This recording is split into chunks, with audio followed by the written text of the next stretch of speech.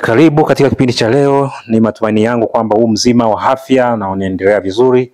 Karibu kipindi chetu cha leo kinachoelezea namna ya kuanzisha na kufanya biashara ya endelevu ya mikopo, hali maarufu tunasema microfinance nchini Tanzania. Tunavyozungumzia biashara ya microfinance au biashara ya utoaji wa mikopo kwa wajasiriamali wadogo wadogo, tunasema hizi ni huduma za kifedha zinazotolewa kwa watu au biashara ndogo ndogo ambazo haziwezi kupata mikopo kutoka kwenye taasisi kubwa za fedha, ikiwa na maana ni pamoja na benki. Kwa hiyo wajasiriamali wadogo wadogo hawezi kuwa na sifa ambazo moja kwa moja zinaweza kuwasaidia kupata mikopo kutoka kwenye taasisi kubwa za fedha au benki. Kwa hiyo wanaweza kupata mikopo kutoka kwenye hizi taasisi ndogo za fedha ambazo tunaita microfinance. Sasa baada ya kujua hilo maana ya microfinance, tuangalia aina za biashara ambazo hii biashara ya microfinance inaweza ikakopesha. Biashara ya microfinance inaweza ikahusika na kukopesha fedha au inaweza ikahusika na kukopesha assets. Tukiongelea upande wa fedha, maana yake ina maana kwamba ni kwa wajasiriamali wadogo wadogo ambao sasa wanaweza wakachukua mikopo midogo midogo na wakawa na uwezo wa kurejesha kwa awamu. Na upande wa asset vile vile ni pamoja, mfano ukopeshaji wa asset kama pikipiki, kama simu, na hii ni biashara pia inaweza ikafanywa na hii sekta ya biashara ndogo ndogo ambayo tunaita microfinance. Sasa tuangalie utaratibu ambao unaweza kabla unataka kuanzisha biashara hii, ni utaratibu gani sasa ufuate ili uweze kusajili biashara hii ya microfinance. Usajili wa biashara ya microfinance hapa Tanzania unaratibiwa na Benki Kuu ya Tanzania, ambayo sasa imepewa mamlaka kama taasisi ya serikali kuweza kutunga kanuni na mwongozo wa kuweza kufuata ili mtu anapoomba kibali cha kuendesha biashara ndogo za fedha azifuate, sasa aweze kupata kibali cha kumruhusu kufanya biashara hii ya microfinance. Kwa hiyo lazima tuelewe, kutokana na sheria ya microfinance ya mwaka 2018 ilimpa mamlaka Benki Kuu ambayo taasisi za fedha kutunga kanuni ambazo sasa ndo zinaratibu mwongozo. Ni mwongozo ambao unaweza kuutumia kuweza kuomba kibali cha kuendesha shughuli za fedha ambazo tunaita microfinance. Na ukiangalia katika hiyo microfinance regulation ambayo ni 2019, ule utaratibu umebainisha wazi mtu anaenda kuanzisha biashara hii utaratibu gani ufuate ili aweze kuanzisha hii biashara ya microfinance. Kwa ufupi naweza kueleza kwa ufupi ni kwamba ukitaka kuanzisha biashara ya microfinance Tanzania ili iwe halali, moja kigezo kwanza lazima upate kibali kutoka Benki Kuu ya Tanzania. Sasa lazima kwanza, hebu tuanze katika hali ya chini. Cha kwanza sasa itakubidi kwanza utabidi ujiulize unataka kuanzisha biashara hii ukiwa peke yako au unahitaji pengine kuanzisha biashara hii ukiwa na watu wengine. Kama upo peke yako pia unaweza kuanzisha biashara hii kwa kutumia jina la biashara. Lakini kama upo na watu wengine unaweza mkaanzisha biashara hii kwa kutumia kampuni, ambapo sasa mtasajili kampuni. Baada ya kusajili kampuni, sasa ndio hatua za usajili za kuomba kibali zitafuata. Sasa nitaelezea kwa ufupi. Ukiwa wewe ni mtu binafsi sasa unatamani kuanzisha biashara yako ya microfinance Tanzania, kwa hiyo utakachokifanya ni kwamba utasajili jina lako la biashara. Baada ya kusajili jina lako la biashara, sasa itabidi upate TIN na tax clearance ya jina lako la biashara. Baada ya kupata hivyo vitu, sasa itabidi sasa pawepo nyaraka ambazo utaziunganisha ili uweze kupeleka ombi lako Benki Kuu ya Tanzania. Baadhi ya nyaraka hizo ni pamoja na hizo jina la biashara ulilosajili BRELA kwa msajili wa majina ya biashara na makampuni. Utaambatanisha TIN na tax clearance. Utaambatanisha pia taarifa binafsi zako. Pia utahitaji pia uambatanishe na nyaraka nyingine, ikiwa ni pamoja na ripoti za madeni. Pia utahitaji pia wewe na nyaraka nyingine ambayo ni sera ya ukopeshaji ambayo inabainisha namna ambavyo utaweza kukopesha wateja wako. Baada ya kuwa na nyaraka hizo pamoja na nyaraka nyingine za ziada ambazo zimeainishwa kwenye sheria, kwenye mwongozo huo wa maombi ya kibali cha microfinance wa 2019, utalipia ada ya maombi, ambayo ada ya maombi kwa sasa ni kiasi cha shilingi 300,000, na ada hii inaweza kubadilika kutokana na mwongozo na mabadiliko ambayo Benki Kuu inaweza kuwa inatoa. Kwa jina la biashara ni 300,000. ambapo pia unatakiwa ili uweze kuanzisha biashara ya microfinance uwe na mtaji wa kiasi cha milioni 20 ambao sasa utautumia kuweza kuendesha hiyo biashara yako ya microfinance Tanzania. Hiyo ni kwa upande wa jina la biashara, kwamba uwe na usajili jina la biashara kwa msajili wa majina ya biashara na kampuni BRELA. Pili, uwe na TIN na tax clearance. Alafu itahitajika taarifa binafsi ambayo ni kama vile vitambulisho, CV, vyeti vyako. Alafu itahitajika kingine ripoti za madeni, kama utakuwa na ripoti ya madeni kuonyesha tabia yako ya ukopaji, kama unalipa madeni pengine. Alafu na kitu kingine itahitaji hiyo bank statement inayoonyesha mtaji ulionao wa kuwekeza kwenye microfinance. Pia utailipa ada ya maombi na utaweza sasa kupeleka ombi lako Benki Kuu ya Tanzania ili uweze kuomba kibali cha kuendesha microfinance kama mtu binafsi. Kama unataka kuanzisha kuomba sasa kama kampuni, pia utaratibu unafanana, ila kuna mambo ya ziada yanaongezeka kwa sababu kampuni sasa inahusisha wakurugenzi zaidi ya mmoja, watu wawili au zaidi. Kama sasa ni hivyo, utahitaji kwanza kusajili kampuni yako kwa msajili wa makampuni ambaye ni BRELA. Alafu baada ya kusajili kampuni yako kwenye msajili wa makampuni ambayo ni BRELA, baadaye sasa kampuni yako itabidi upate TIN na tax clearance kutoka TRA. Baada ya kupata TIN na tax clearance, sasa basi unaweza kuandaa ombi lako. Ombi lako pia lihusishe taarifa zifuatazo. Moja, ni taarifa za wakurugenzi. Kama ni wakurugenzi mpo wawili, itahitajika taarifa binafsi, ikiwa ni pamoja na taarifa binafsi ambazo pamoja na vitambulisho vyenu, hivyo vya mpiga kura au vya NIDA. Itahitajika hizo pasipoti, itahitajika watu wanaowafahamu, itahitajika ripoti za madeni. Sasa pia kama ilivyo kule kwenye jina la biashara, itahitaji muwe na sera ya ukopeshaji ambayo pia inaonyesha ni namna gani mnavyokopesha wateja wenu. Itaelezea namna ambayo unaenda kukopesha wateja wenu, ikiwa na namna ya utawala wa microfinance yako utakavyokuwa, inaelezea namna ambavyo riba ambazo unaweza kuzitoa kwenye biashara yenu ya microfinance. Itaelezea mrongo mzima pamoja na fomu za maombi ya mikopo, ikiwepo na fomu za maombi ya mikopo zitakuwa mule, application form za makubaliano ya mikopo, yote utaiweka kuiweka kwenye lending policy, sera ya ukopeshaji. Baada ya kukamilisha sasa ombi lako, utahitaji pia ulipie na ada ya maombi ambayo ni shilingi 500,000. Utalipa ada ya maombi ambayo ni shilingi 500,000. Alafu pia utahitaji pia uwe na bank statement inayoonyesha mtaji wenu wa kampuni mnaoenda kuwekeza kwenye biashara ya microfinance ambayo kuanzia milioni 20. Kwa hiyo itahitaji muonyeshe huo mtaji wa milioni 20 mnaoenda kuwekeza kwenye biashara ya microfinance. Baada ya kuandaa ombi sasa hilo, utalipeleka Benki Kuu ya Tanzania ili uweze kupewa kibali cha kuendesha shughuli zako za microfinance. Yapo mambo ya ziada ambayo yamebainishwa na katika ile mwongozo wa uliotolewa na Benki Kuu wa mwongozo wa regulation ya 2019. Umebainisha vitu vyote, ni mambo mengi. Mambo mengi unaweza kupitia ukaona ni mambo gani yanatakiwa kama kampuni au kwenye jina la biashara ambayo yanatakiwa sasa uweze kuandaa andiko lako na kulipeleka Benki Kuu ya Tanzania uweze kuweza kuanzisha microfinance. Na uzuri ni kwamba hata wewe mwenyewe binafsi unaweza kupeleka ombi lako Benki Kuu ya Tanzania na uweza kupata hicho kibali. Utapokelewa vizuri. Sehemu ambayo ina customer care kubwa, moja taasisi ambayo ina huduma nzuri kwa wateja ni Benki Kuu ya Tanzania. Baada ya hapo sasa nimekupa utaratibu ambao unaweza kusajili, ukasajili biashara yako ya microfinance. Na kama hapo ukipata changamoto, unaweza kuwasiliana na sisi Fintech ICT and Business Solution Limited, tukakusaidia namna ya kuweza kufanya hizo hatua zote kufika mpaka hatua ya usajili na ukaweza kupata usajili wa hiyo biashara yako ya finance ambayo unaiwaza. Sasa uangalie uendeshaji wa biashara ya microfinance.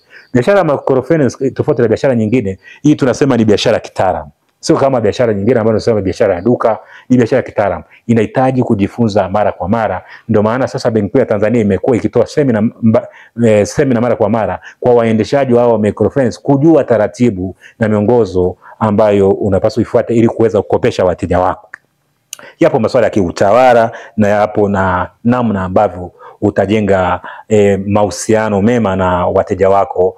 Yapo mambo mengi haya unahitaji sasa uweza kujua haya, unaweza ukafuatilia ratiba ambazo zinatolewa Benki Kuu ya Tanzania za semina ambazo wanazitoa ili kuweza sasa kujua mara kwa mara, kujua zaidi, kujua hii biashara ya microfinance inavyoenda. Kwa ufupi niongelee swala la utawala. Ukitaka kuanzisha biashara ya microfinance, tuseme umeanza mtaji wa kawaida ambao tuseme mtaji wa mwanzo wa milioni 20, kuna swala la utawala. Lazima uwe na utawala wako wa microfinance. Hata kama kwa mtaji huo ni mdogo, lakini lazima uwe na utawala. Lazima uwe na moja, utahitaji uwe na at least mfanyakazi ambaye ana elimu ya masuala ya mikopo. Huyu sasa atasaidia katika kufuata hatua zote za utoaji mikopo, kuanzia mteja analeta maombi, kuchakata maombi, kutembelea mteja, kuangalia labda biashara yake, kuangalia dhamana zake, mpaka naandaa mkopo huo, mpaka hatua ya kutoa mkopo. Kwa hiyo utahitaji uweze kuwa na at least uwe na afisa mikopo mmoja. Pia kwa kiwango cha chini at least uwe na hata supervisor mmoja, au kishindikana uwe na meneja mmoja. Baada ya kuwa na afisa mmoja walau na meneja mmoja, unahitaji kutengeneza kamati yako ya mikopo kupitia mikopo ile ambayo itakuwa hasa mikopo anaipitia. Hapa nimeelezea kwa kiwango kidogo sana. Katika kipindi changu kingine nitaelezea sasa ile biashara ambayo sasa upo kitaalamu na mtaji wa kutosha na una uwezo wa kuweka utawala sasa wa microfinance yako kuanzia ngazi ya juu mpaka ngazi ya chini. Sasa hii ya chini sasa kwa hao wajasiriamali wadogo, na kwa biashara unakuta yeye ndiye anahusika kwa kila kitu. Anatoa mikopo, anatembelea mteja. Na kutembelea mteja sasa anafanya analysis mwenyewe, anapitia mkopo mwenyewe na anatoa mkopo mwenyewe. Hiyo sio utaratibu mzuri wa kuweza kutoa mikopo. Ili mkopo iwe ende kitaalamu, at least basi imekuwa mtaji umekuwa mdogo huo ambao umeanza nao, basi unaweza kuwa na afisa mikopo mmoja au wawili ambao watakuwa kazi yao ni kupokea wateja. Utatakiwa uwe na afisa mikopo mmoja hao wawili wa kuhakikisha watapokea wateja. Watakapokupokea wateja, wanachukua takwimu za wateja. Baada ya kuchukua takwimu za wateja, sasa wanatembelea wateja kuangalia biashara, wanaangalia dhamana ambazo wameziweka. Alafu sasa pawepo na meneja ambaye anaweza kupitia haya maombi wanayoyaleta hawa maafisa mikopo, kuona maombi kama haya yamefuata hatua za utoaji mikopo. Baada ya hapo sasa pawepo na kamati ambao sasa hao afisa mikopo wanaweza kukaa na meneja wakaweza sasa kupitia hii mikopo. Baada ya kupitia sasa, labda kama wewe ni mmiliki au mwendeshaji, pia mikopo imepita hapo na wamefanya maamuzi, inawezekana pia wakawa na hilo faili likapita hapa kwako. Kama umepata semina hizi ninazosema, unazo mwongozo wa mimi semina zinazotolewa Benki Kuu, na wewe unaweza kuwa na namna ya kupitia mikopo kujiridhisha, basi ukaweza kutoa mikopo kwa kiwango cha chini. Kama sasa uwezo ni mdogo sana wa kuweza kuratibu mikopo hiyo na kutoa mikopo hiyo Benki Kuu kwa utaratibu huu unaoongozwa na Benki Kuu ya Tanzania. Niongelee sasa hapo, nimejaribu kuongelea picha. Kwa hiyo hilo swala ni muhimu la kiutawala ambalo sasa unaweza ukalifuata. Hata kwa kuanzia pawepo aina fulani ya utawala ya utoaji mkopo inayoonyesha mtiririko wa mwongozo bora wa utoaji mkopo na kuonyesha biashara endelevu. Zipo hatua sasa, hatua za utoaji mkopo. Sasa nitaelezea, labda mteja amefika ofisini kwako na lazima ataelezea biashara alionayo na lengo analotaka na dhumuni la mkopo. Basi lazima tu ataandika pengine barua ya maombi akielezea ni mahali alipo, anwani na kila kitu. Hatua inayofuata sasa, maafisa wataweza kumtembelea kuangalia eneo la biashara kama ana sifa sasa za kupata mkopo. Kwa hiyo wataangalia biashara yake, wataangalia na dhamana alionayo. Kuna mambo mengi haya ambayo siwezi kueleza kwa muda mfupi. Wakishabariza wataandika, watachukua takwimu, watampa na fomu nyingine ambazo ataenda kusainisha kwa serikali za mitaa na wadhamini wake, ikiwa na wenza pia.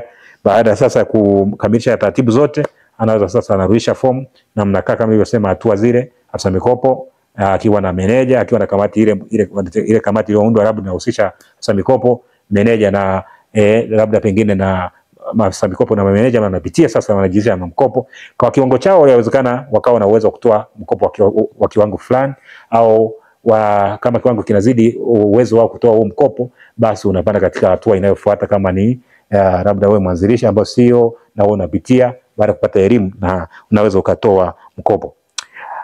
Nielezee mahusiano kati ya biashara hii ya mikopo na wateja. Biashara nyingi za mikopo zimekuwa zikikwama na kufa kwa muda mfupi kwa sababu hazijengi mahusiano yaliyopo mazuri kati ya wateja, kati ya mkopaji na mkopeshaji. Wewe unayetoa mikopo, unayekopesha mikopo, au unatoa mikopo na yule anayekuja kukopa. Hii changamoto kubwa inakuwa kwenye riba na gharama ambazo zinawekwa na watoa huduma katika kutoa mikopo. Unakuta mahusiano yanavunjwa pale ambapo umemwekea riba kubwa ambayo sio riba rafiki. Unaenda kinyume na taratibu ambazo zimewekwa na Benki Kuu ya Tanzania. Imeweka wazi ndio ukitaka kukopesha kwamba ukopeshe usizidi riba fulani. Sasa wewe unamkopesha mteja riba kubwa, kwa lugha nyingine na yeye mteja ni binadamu, anaona sasa wewe unanikomoa. Kwa hiyo panapo kuwepo kukosa usawa au mahusiano na wateja, ndio maana biashara hii matokeo yake unakuta hao watu wanashindwa kulipa, na matokeo yake unakuta hii biashara zinakufa.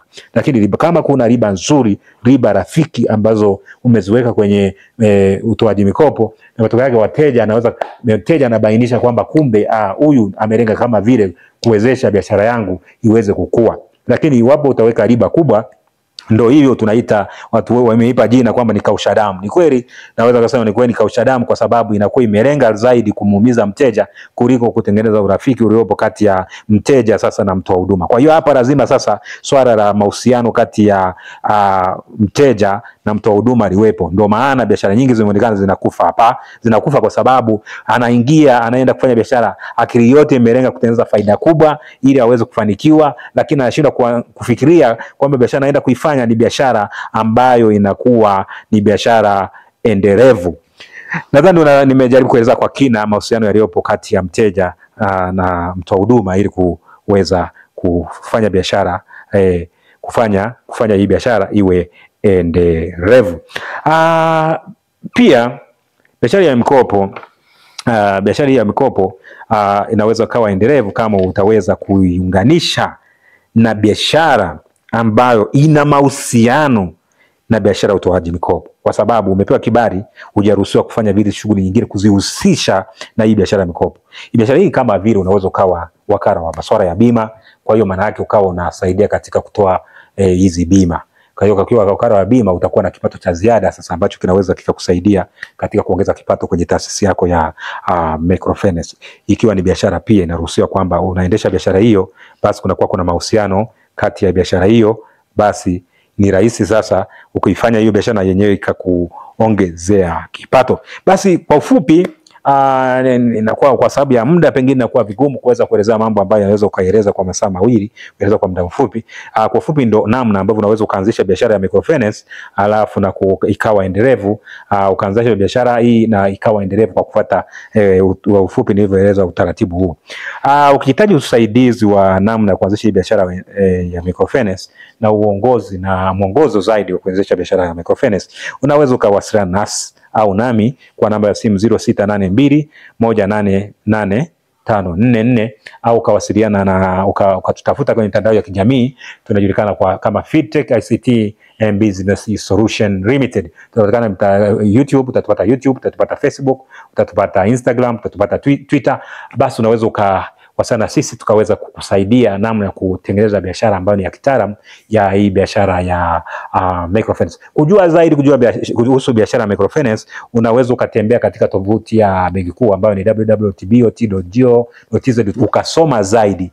Benki Kuu imeweka wazi utaratibu na mwongozo namna mtu unavyotaka kuendesha biashara ya microfinance unaweza ukafuata. Pia unaweza kufuatilia semina zinazotolewa na Benki Kuu ya Tanzania, basi unaweza kuhudhuria semina hizo na kuweza kujua zaidi kuhusu biashara hii ya microfinance. Kwa majina, mimi naitwa Philemon Rwegasira Bagoka, ni mwelimishaji wa masuala ya fedha niliyoidhinishwa na Benki Kuu ya Tanzania, pia ni mshauri wa masuala ya biashara. Karibu tena katika kipindi kingine.